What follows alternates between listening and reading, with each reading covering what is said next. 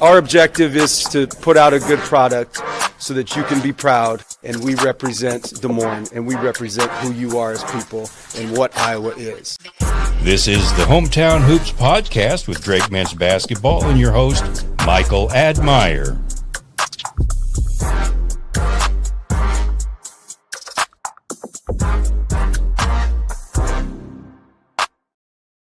Hey, it is the Hometown Hoops Podcast. My name is Michael Admire here on the Drake Sports Media Podcast Network, powered by Learfield.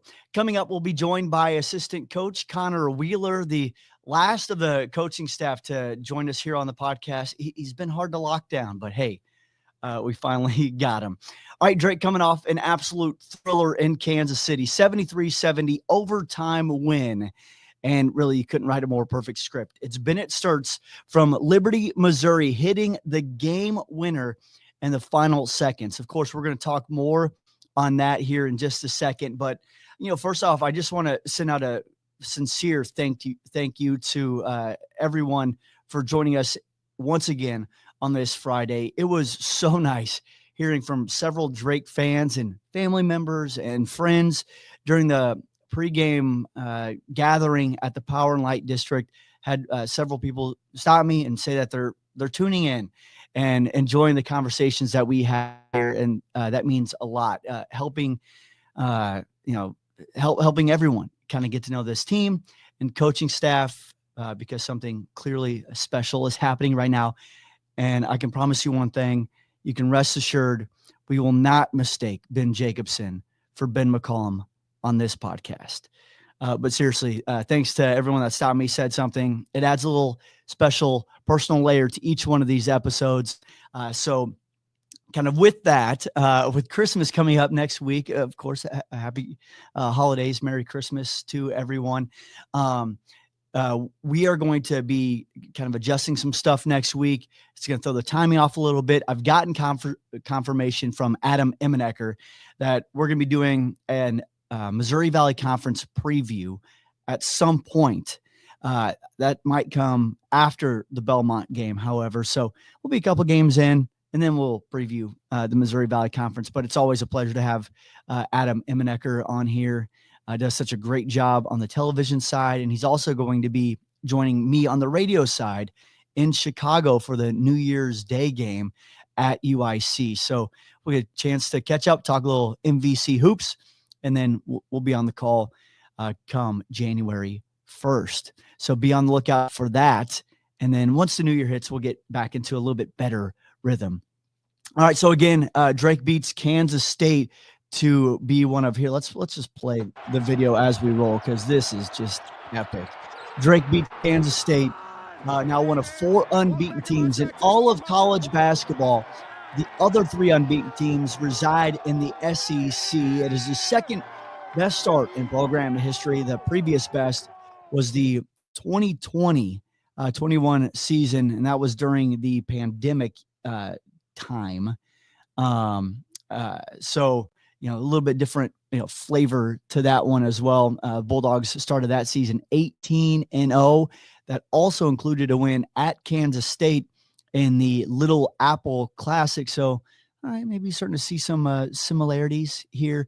One thing that wasn't similar to that game was the environment. I mean, the environment Tuesday night in Kansas City, incredible. It was so good.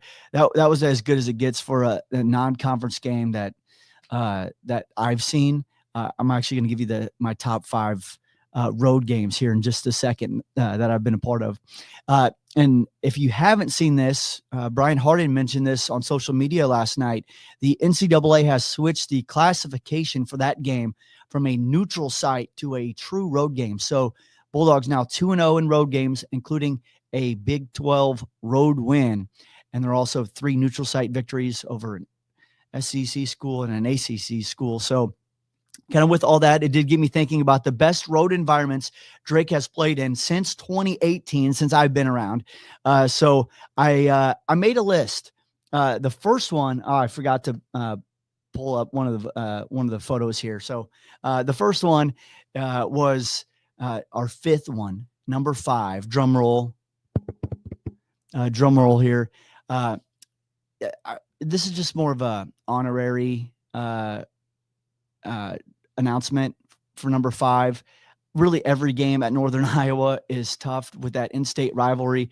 But I'm going to go back to 2020, February of 2020 at Northern Iowa. Bulldogs put up, I think it was 38 points in the first half. They're leading most of the way through. Again, this is the year that Northern Iowa ends up winning the regular season conference championship.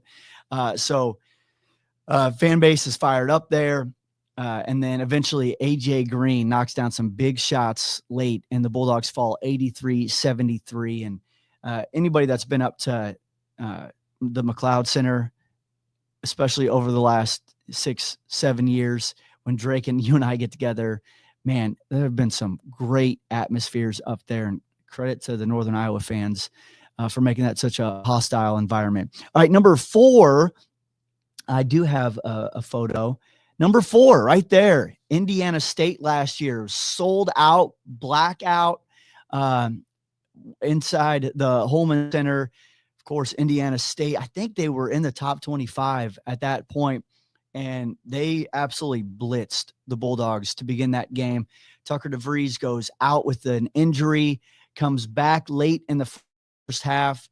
Bulldogs make it a game in the second half, but Julian Larry and Robbie Avila sink the Bulldogs in the final seconds. So that is number 4 on the toughest road environments Drake has played in since 2018. A lot of qualifiers there, I get it, but it's what I've been a part of. All right, and then number 3 on the list is a few years ago, Drake goes to Dayton, and they've got Obi Toppin, a ton of other talented players around him. You've seen Noah and Antonio Pilipovich there. Good throwback photos for you. That environment was incredible. And that just goes, this is a really good Dayton team. They've had several good teams over the last few years, but the environment there every night is just incredible. And it was sold out. They had just finished the renovations to Flyers Arena, and it was bumping that night when the Bulldogs came to town. All right, the next one, number 2, the best environment. We got to take that back to the beginning. We got to take that back to the opening shot, playing the entire sequence here at Kansas State. Number 2 is the K-State environment. That's the second best road environment, true road environment that I've been a part of since my time here. It was a stripe out. A lot of people didn't really know what. I was talking to some folks in Kansas City. Is like, hey, what do you think the environment's going to be like here on Tuesday night?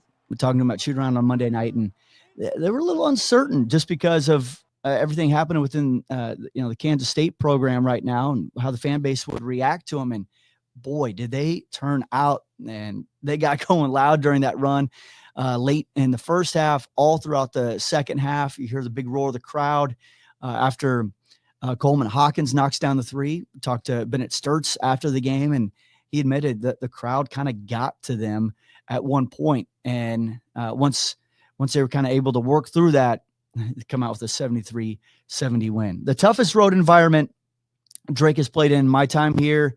This one is a absolute no-doubter. It was the winner-take-all championship Sunday game in Peoria, sold-out arena. I wanted to drop that logo there for you. Sold-out arena, a red-out Peoria really turned out for the that championship game, or pseudo championship game, and it's a 73-61 win that night for Bradley. So there's my top 5. Just having a little fun here, rolling down memory lane. Would love to hear some of your all's memories on what are some of the toughest road games that you recall dating prior to 2018. I'm sure Butler will come to mind for some of the Iowa State road games are probably in the mix there, but that's what I've experienced. So that's what I'm going to roll with, but would love to hear what you have to say. Just drop a comment and let us hear from you. All right, I want to jump into this conversation now. We're going to bring in Connor Wheeler, assistant coach for the Drake men's basketball team. And Connor, first off, thanks for hanging out there while I was going through the top five. But we were having a conversation yesterday, and I was like, man, we were kind of just BSing back and forth some of the good atmospheres that we've experienced. And you were an assistant coach at Southern Illinois for a couple years, and I mean, SIU, always a tough place to play too. Yeah, no doubt. I mean, being on staff there for 3 years, and then, I grew up in Southern Illinois. I'm from Carbondale, and my dad being a high school coach in Southern Illinois for over 30 years, just kind of always around the program. You know what I mean? From the Bruce Weber days, the Matt Painter days, Chris Lowry, all those guys. So seeing those arenas full, the Bracket Buster when Indiana came to town way back in the day, and seeing all those, it was I've always loved the Valley, and just hold it in a high regard. Well, first off, appreciate you coming on here. I was joking at the beginning. It's been hard to lock you down. But mainly it's just been me, just an error on my end. So I'm glad that we finally are making this happen. Happy to be here. Let's go. Let's just start with the atmosphere in Kansas City on Tuesday. I mean, it was one of the best that I've seen since I've been here. That was a tough environment. And if you look at the top five there that I had, that's only time that Drake won a game of those five that I rolled out. So that says a lot about this team. What was it like being on the sideline? Yeah, no doubt. I mean, it was unbelievable, right? I think a lot of times when you're in the moment, when the ball goes up, it's another game. But obviously, you come out of a media timeout and that music's louder and those fans are louder. It's different. You know what I mean? So it was unbelievable. Like you said, obviously for Bennett to hit the big shot, to win it, to get out of there with a win in overtime, it was just all around, just a great experience for our guys, for them to pull it out, fight through adversity, to be down late, to come back, tie it, then win it in overtime. I just think it says a lot about our group. Yes. And what was the, instant reaction, the celebration, all that stuff like after the game from your perspective? We've heard from some other people to this point, but for you, what was that like? Oh, it was just unbelievable. You know what I mean? Honestly, it's kind of hard to get too overly excited because Bennett hits the shot and I don't know if his face changed. So, seeing him be as cold-blooded as he was with it and everything, but no, it was unbelievable. A lot of hugs, a lot of high fives. It's just awesome to see those guys who put the work in, the whole group put all those hours in, the work, and then to see it pay off like that, it's just really cool. Really cool to see. I love that you mentioned the entire group. I do want to ask you a question about them here in a second, kind of a big picture question, but I got to go back to the Bennett Sturts point and just how calm, cool, and collected he was. I've gone back and watched like some different angles. Mm-hmm. First off, after Coleman Hawkins hits the three, Bennett Sturts just puts his hands out and was just like, calm down. And then he walks up the court with 12 seconds to play. It's like, what? I mean, that just takes I don't know. What does that take? You've played the game. I think it takes a lot of hours in gyms. Obviously the confidence, the quiet confidence that Bennett has, the thousands and thousands of shots that he's put up. I think that's a lot of it. He's prepared for those moments. He's prepared himself for those moments with the extra shots he's put up, the work he's put in. And then it was just a shot that he's shot thousands of times, from growing up with a dad to being here, all the shots he's taken is just, it's one of those shots that when you're in the driveway as a kid, you work on 3, 2, let it fly and went in, So I just think a lot of it is attributed to the work that he's put in leading up to the moment. And I'm so thrilled for him to have that moment, his family to have that moment. Liberty, Missouri is just, you drive down I-35 through Liberty, and it's kind of the last city before you hit the metro on the north side. So, yeah, it's right there in his backyard. That was pretty sweet. No doubt. No, it's awesome. So happy for him, because as good of a basketball player as he is, he's an even better person, So to see him have the success, it was just awesome. And he kind of has gotten the, individual accolades but it was fun in practice yesterday. I got a chance to sit in and watch the entire practice, and coach a couple times pulling the guys aside, and one of the things he said yesterday that really stood out to me is one of the reasons that you guys are 10-0, one of 4 unbeaten teams in college basketball, isn't just the 6 or 7 guys that are getting the majority of the minutes. It's everybody that is a part of that's on that court. And you could really see in practice yesterday. I mean, the reserves, quote unquote, if you will, they had some juice yesterday. Oh, no doubt. And I think that's what makes any good team good. You know what I mean? It's not necessarily the guys who are scoring the most points, playing the most minutes. It's when your roster, 1 through whatever it is, cares more about the guy next to them than they do about themselves, and just care about winning and what makes this team the best it can possibly be. I think the sky's the limit when you get groups like that. And I mean, I really feel like that's the type of group we've got. We've just got a bunch of great young men in that locker room who care about each other and want to win. And when you get those type of people together, like I said, the sky's kind of the limit at that point. Yeah, there's definitely something special happening. When did you kind of know that, all right, this could be a special year? I don't know if there was one moment to put my finger on. I think a lot of people probably point to games, this game or that game. I just think the level of consistency each day. You know what I mean? Coach talks about the process oriented and things along those lines. And, you hear that a lot, and it sounds good, but it's something that I truly believe this program is, and seeing it every day, the consistency, the process mindset. I just think that that's when I was like, man, this is special. You know what I mean? This is a group of guys, the players, the staff. It's just the type of people who they are and how they go about their business each day that, makes you want to fall in line at the end of the day. You know what I mean? Continue to take the next step forward and keep it moving. Well, and you have a unique place within this team because it was about August, the time that you got hired. So coach gets a job in April, players start arriving in June, and you slide in come August. So before we dive into kind of your story a little bit, what was it like joining after there's had already kind of been some things established?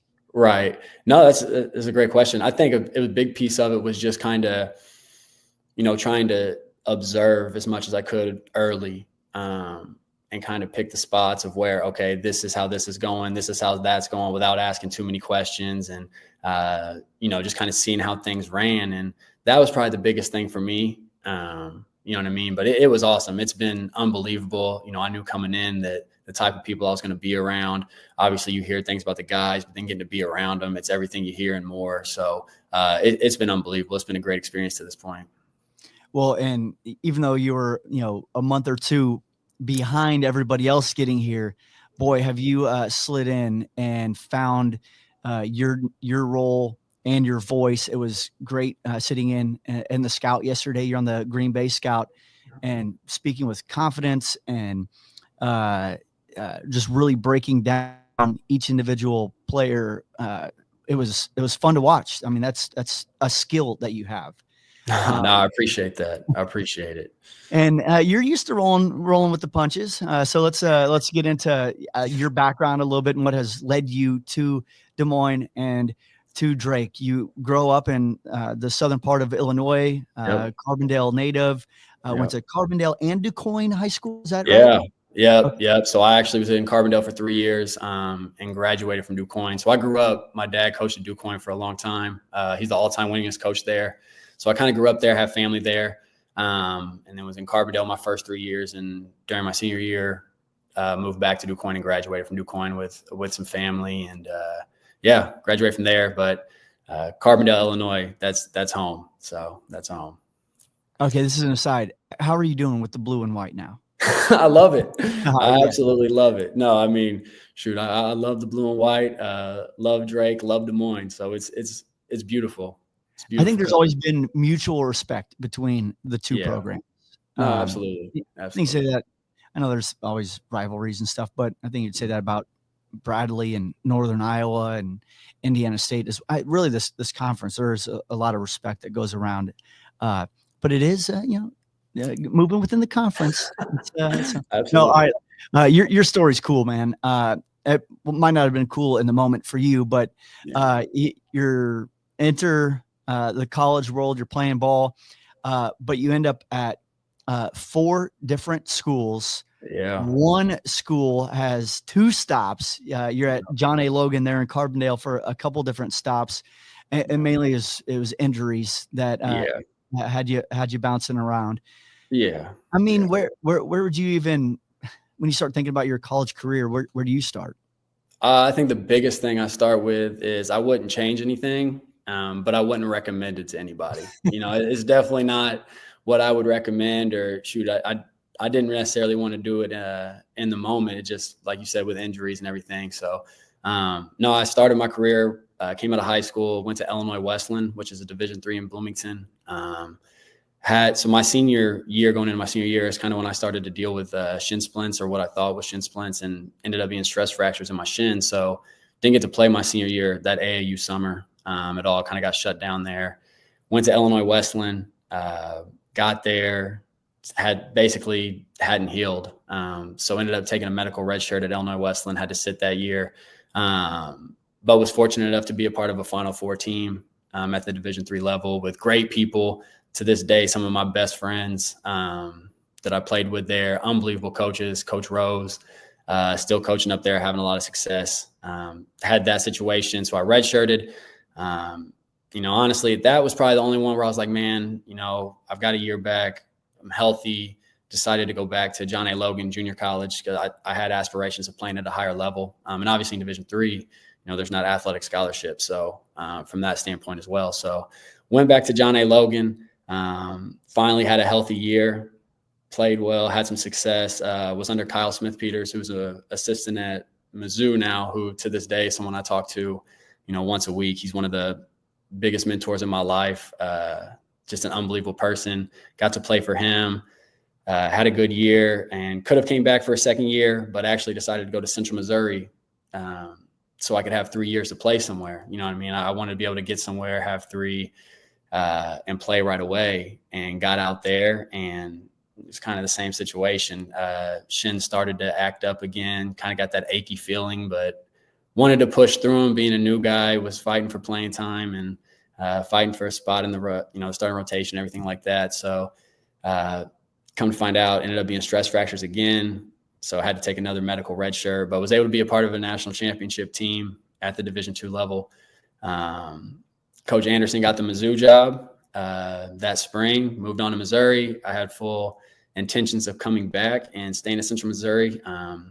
New coaching staff came in, and, they decided to go a different direction. It was kind of, medical hardship, not play, or transfer. And at that point, I'd only had 1 year of eligibility used because of the 2 red shirts. So I was able to go back to John A. Logan for Coach Smith-Peters, who took me back, which to this day, I'm always so thankful for, because he didn't have to. It's a guy who 2 out of the last 3 years had broken legs, basically. Why take a guard who's had broken legs 2 out of the last 3 years? But he took me back and was able to go back, won a region championship, made it to the national tournament, and then went to SIU Edwardsville, where finished my playing days there.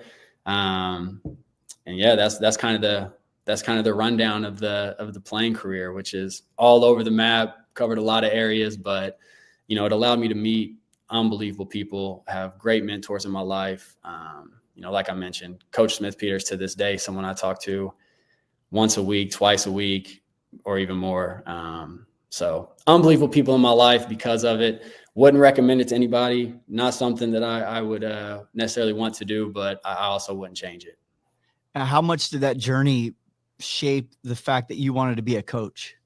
Yeah, I think I always knew I wanted to be a coach. I wanted to play as long as I could, obviously, like everybody, right? But obviously my legs had other ideas. I couldn't do it. So, growing up in a house with 2 coaches, my dad coached for over 30 years, and he's a state Hall of Fame coach. He's in the Illinois State Hall of Fame. My mom's been a softball coach for 25 plus years and has had a ton of success. So growing up in that, environment, that atmosphere, I always knew that was probably what I was going to do. it's just kind of the family business. You know, I have a younger sister that played at SLU, and she actually coached for a little bit, and she was the smart one and got out of coaching, and she's doing some other stuff now. But no, I always knew that was probably where I was going to end up, was coaching, whether it be, you know, in the education, high school, or college. But when I got to college and, you know, around Coach Smith Peters and those guys, you know, it was just something that I loved. And, you know, I had the opportunity once I got done at Edwardsville to go be a GA at Mizzou with Coach Anderson. And, you know, from that point forward, it was just kind of, yeah, this is what I want to do, and absolutely love it.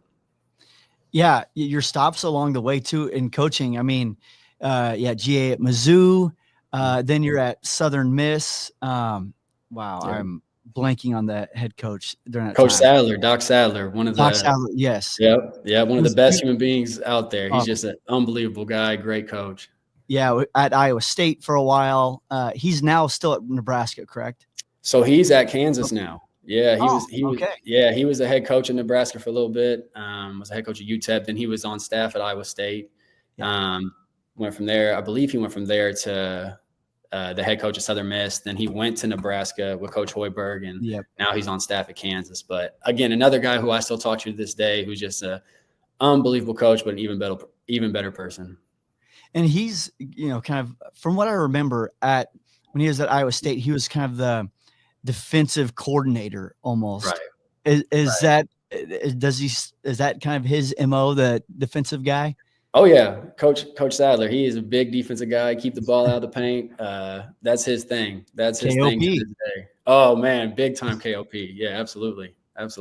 That's a term that I've learned and heard a lot with Ben McCollum. Yeah, absolutely. All right, and then you go on to Southern Illinois. I mean, I imagine that was a ton of fun being back in your hometown and being on the sideline for some good teams and some teams that made it hard over here. Ran into the Bulldogs. Yeah, some teams that ran into the Bulldogs. But no, it was great. You know, I got to obviously work for Brian Mullins, who when I was in high school in Carbondale, he was playing at SIU, and someone I'd kind of built a relationship with at that point, because he was someone you looked up to as a player, right? Like, did everything the right way on the court, played so hard, unbelievable person. So to come full circle and to be able to work for him for 3 years and learn from him and how he went about things and how he handled his business, it was unbelievable. You know, another guy, sound like a broken record, but that I talked to quite a bit, still stay in touch with. You know, he's just another guy who's an unbelievable person and a really, really good basketball coach. So it was great. Those 3 years being back home around family and people getting to come to games and kind of see everything. It was a great experience. And now he gets the honor of babysitting one of our guys, Connor Enright. Yeah, that's right. That's right. And then you spent a season at SEMO, or was it one season, right? 2 years. 2 years. Two years at SEMO, Cape Girardeau, beautiful country down there in the hill of Missouri. But you came to the right side of the border, and then you joined the Drake staff in August. What transpired to, you know, that you felt like this was the move that you wanted to make when you did? Yeah, no, that's a great question, obviously, because, you know, 2 years at SEMO and, you know, getting to work for Brad Korn down there, who was another guy who had played at SIU, was there when I was a kid growing up in Carbondale, kind of during the glory days of SIU. And, you know, he allowed me to be a part of that program where, you know, we got to win a championship, hang a banner, play an NCAA tournament. So, you know, loved my time there in those 2 years, learning from Coach Korn and being there. But, you know, obviously when this situation popped up, this opportunity, it was one that, you know, knowing the Valley and having an opportunity to come back to it at a spot like Drake that, you know, obviously hold in such a high regard from the 3 years of being at SIU with the success that this place had and everything. And then, you know, Coach McCollum, that just speaks for itself. Obviously, you hear so much about him as a coach and the success that he's had. And then you get to talk to him on the phone and have interaction with him. And he's an even better person. You know what I mean? At that point, it was, you know, a situation that was, I just felt was too good to turn down. All right, now you're here in Des Moines. You're on the scout for Green Bay for tomorrow, so I don't want to keep you too long. But what does today look like for you as you are preparing for the Phoenix of Green Bay? Yeah, I think right now just kind of tidying everything up, getting some things organized before practice and film, making sure I got the right stuff that I want to show them afterwards, and then we need to go over to talk to, me and Coach obviously talk, and he's watched them, and we'll kind of put our thoughts together on that and just get everything organized and get ready to kind of make that last presentation to the guys as far as, what they kind of hang their hats on and what they like to do. We had Coach McCollum on the podcast last week, and he said, it's been I guess he didn't use the word challenge, but he said he's still trying to figure out things when it comes to a larger coaching staff and having more coaches around him because it's more than it was at the D2 level, and coaching staffs have expanded over the last couple of years at the D1 level as well. So how much have you all been kind of enjoying this? Like everybody's figuring this out together, and still here we're approaching Christmas and you guys are unbeaten. Yeah, no, it's awesome, right? It's kind of that whole everyone's in it together feeling. You know what I mean? And the best part about it is just you're doing it with good people. You know what I mean? I think that's the biggest thing. Like you have good people around you, you're going through things together.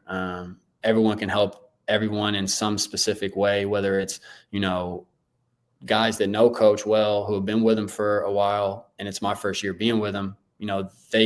They're guys I can lean on, like, hey, this coach like things done this way or that way, which has been unbelievable for me. And I think that's the best thing about that. And you're now preparing for Green Bay. For just a little nugget for the fans tuning in here today that are already, thinking about coming out to the Knapp Center on Saturday night. What can they expect out of this Green Bay team who, has had a unique week, if you will? Their coach has been in some headlines, and then also they lost to Michigan Tech earlier this week. We know they've had some ups and downs this season, but those can also be galvanizing and turning points. Yeah, and I think you hit the nail on the head. Like that can absolutely be a turning point. And I think the biggest thing too is, you might look at their record and say, hey, it is what it is. But at the same time, you got to take a deeper look into that and be like, well, they've actually been in every game. You know what I mean? Like the Ohio State game, I think it was an 8-point game at the 12-minute media, or right around that time frame. Santa Barbara, they were up majority of that game. Anthony Roy hurts his foot. So he comes out, obviously their leading scorer. So that kind of hurt him, and Santa Barbara's able to make a run and win that game. But, every game they've had a chance. They've been in. They've got guys that can make shots. So I don't think their record is necessarily an indication of the type of team they are. I think that they're figuring things out. Obviously, it's a new group of guys, a first-year coach, like a lot of teams would be in year one. So, I think it's definitely a game that, we got to be who we are and come with it. And their leading scorer, Anthony Roy, has been out for some time. He changes the dynamic when he's in the lineup, right? Absolutely. I mean, he's the second leading scorer in the country on a 50-40-86 split. So he's high volume, high efficiency, really knows how to put the ball in the hole. And, when you got a guy like that who does so much for you, if he is out when he's out, it obviously changes things. But, if he's still out, now it's giving these other guys times to play without him. And it's also giving them practice without him if he's still out. I know he's day-to-day to this point, was my understanding. So, it's a game that we got to come ready to play and be who we are. Well, if you're tuning in and you haven't heard about the ticket deal for Saturday, $10 GA tickets for the Bulldogs being 10-0, all you got to do is enter promo code NAP for those tickets. If you already have your tickets, hey, send it to somebody else. Let them know about this ticket deal. Let's pack the Nap on Saturday and show love to this team that is 10-0. Coach, just a kind of final thought here. That 10-0, back at home for a couple games here. Yep. What would it mean to see 4,000, 5,000, 6,000 people in the arena? Oh, it'd be awesome. It'd be unbelievable going to Christmas with that type of atmosphere. You know, the way our guys have played to this point, like to be able to have that kind of atmosphere right before Christmas. I think they deserve it. You know, I mean, I think that's the biggest thing. Those guys deserve to have that type of atmosphere. So hopefully we see a lot of faces out there and they're getting loud. All right, Connor, appreciate your time. I'll let you split here. I hear the guys getting ready for, I think they have workouts here in just a little bit and then into practice. So Connor, Absolutely. Thanks for your time. Appreciate you. Absolutely. Thank you. That is Connor Wheeler joining us on the Hometown Hoops podcast. Appreciate his time. Again, the top five, you know, it's all subjective, or the top five best road games that I've experienced since I've been here. So would love to hear if there's been another one that I just missed over the last 7 years, or if there's something prior to my time here. You know, drop a comment, send a tweet, send an email, whatever it may be. You can maybe read some coming up on the next Hometown Hoops podcast. Always appreciate your time for joining us here on the Drake Sports Media Podcast Network and streaming live on Facebook and YouTube. We will talk to you next time we get together. Keep your eye out for the next Hometown Hoops podcast. Have a great weekend. Go Bulldogs.